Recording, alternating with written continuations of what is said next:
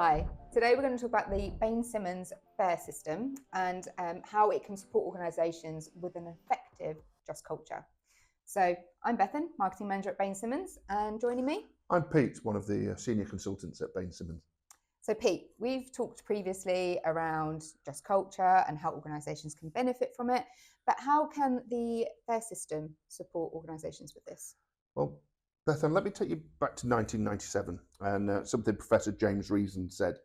And he said a just culture is an atmosphere of trust in which people are encouraged or even rewarded, although personally I think that should be recognised rather than rewarded, for providing essential safety-related information, but where they are also clear about where the line must be drawn between acceptable and unacceptable behaviours.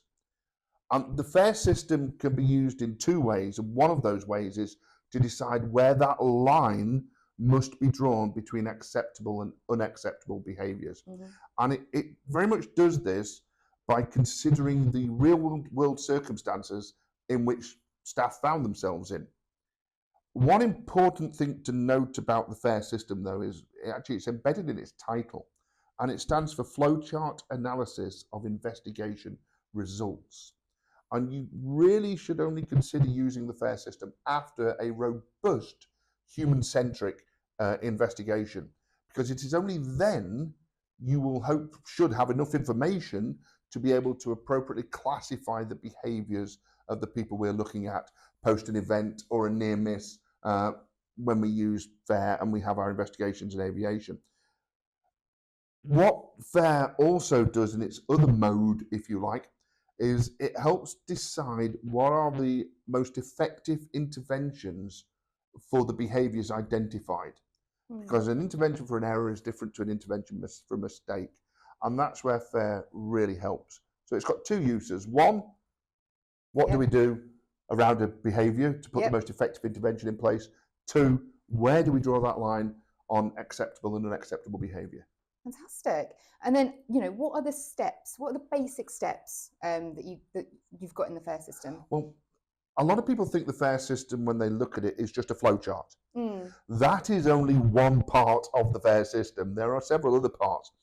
And the first thing to do with the FAiR system is clarify the behaviours. That's the bit the flowchart enables you to do.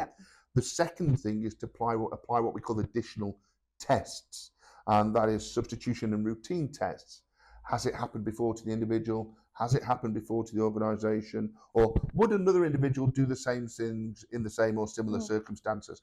And again, we're looking at what would be the appropriate interventions, and these tests help us with that. The third step is to identify those effective interventions. And then the fourth and the last bit, which often shouldn't need doing, is that determination of accountability. Okay, brilliant. And then previously you sort of mentioned investigations. So once you've done an investigation, how can you use the FAiR system to then implement, what you've uncovered and making those changes? Well, as I said, it's about identifying the behaviour, because we know errors, various definitions of errors, but slips, trips, fumbles. So the interventions there are going to be very different to a mistake. And a mistake is normally a knowledge-based or rule-based action where someone has applied the wrong knowledge or applied the wrong rule in a situation, but they thought they were doing the right thing. And then again, when we come on to violations, whether that's an exceptional violation or an organisational violation, we have to see what would be the appropriate intervention for that behaviour. So that's where FAiR really helps you as well. Brilliant. That was really interesting. Thank you, Pete. And if you'd like to find out more about our FAiR system, it's available on our website to download, but also please get in touch with any questions or comments. Thank you. Thanks.